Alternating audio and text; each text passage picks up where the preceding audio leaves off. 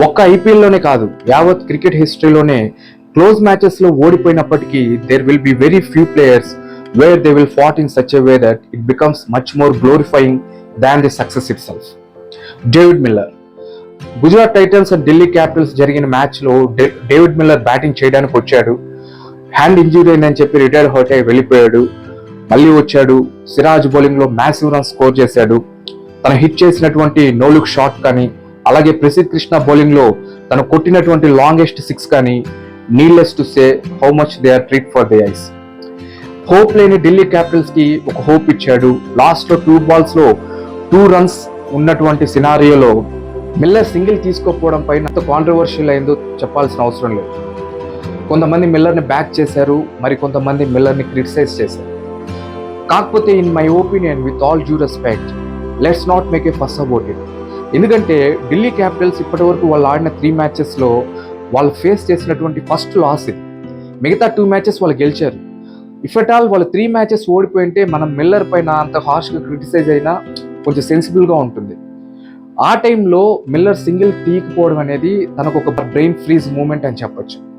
ఎందుకంటే స్ట్రైక్లో కుల్దీప్ కాకుండా మిల్లర్ ఉన్నప్పుడు ఆబ్వియస్గా తన బౌండరీస్ హిట్ చేస్తారని తనకి ఒక స్ట్రాంగ్ కన్విక్షన్ ఉంటుంది.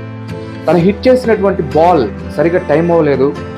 సో ఆ టైంలో తను ఉండిపోయాడు. సో అక్కడి నుంచి మళ్ళీ పరుగు మొదలెట్టి రన్నింగ్కి వెళ్తే ఎక్కడ రన్అట్ అవుతారన్న హెసిటేషన్ తనకు ఉండొచ్చు.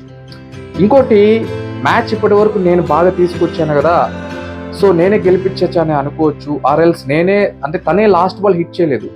సో కుల్దీప్ హిట్ చేస్తాడనే గ్యారంటీ ఏముంది?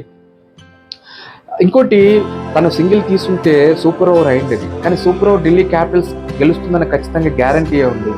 అంటే డిబేట్ చేస్తే ఎలాగైనా డిబేట్ చేయొచ్చు. సే ఫర్ ఎగ్జాంపుల్, ఇప్పుడు విప్రాజ్కి స్ట్రైక్ ఇవ్వకుండా ఆ లాస్ట్ ఓవర్లో మిల్లరే స్ట్రైక్ అంటిపెట్టుకో ఉండాల్సిందని చెప్పి కొంతమంది కామెంట్ చేస్తారు. So the game it self is very unpredictable. ఎందుకంటే లాస్ట్ మనం చూసాం, ఇప్పుడు కేకేఆర్ మొన్న జరిగినటువంటి ఒక మ్యాచ్లో వర్షం కారణంగా టాస్ గెలిచి కూడా వాళ్ళు బ్యాటింగ్కి వచ్చారు.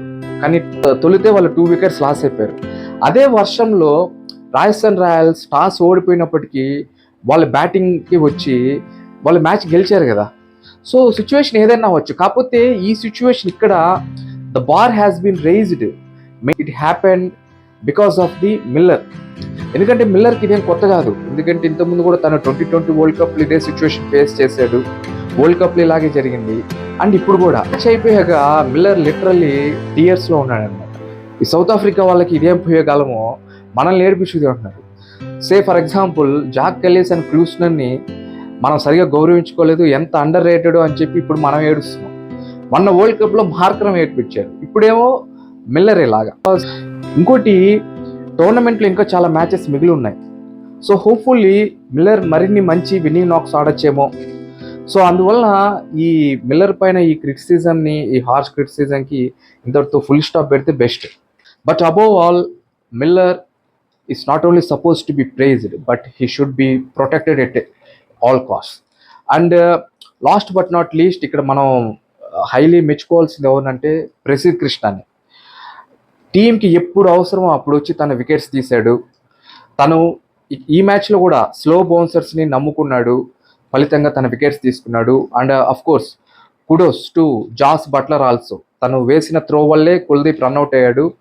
అందరూ ఏంటంటే గ్లోవ్స్ తీసేసి రన్అట్ చేశారని అంటారు, కానీ నాకు ఎందుకు గ్లోవ్స్ తీసినట్టు అనిపించలేదు. But whatever, kudos to Jos Buttler.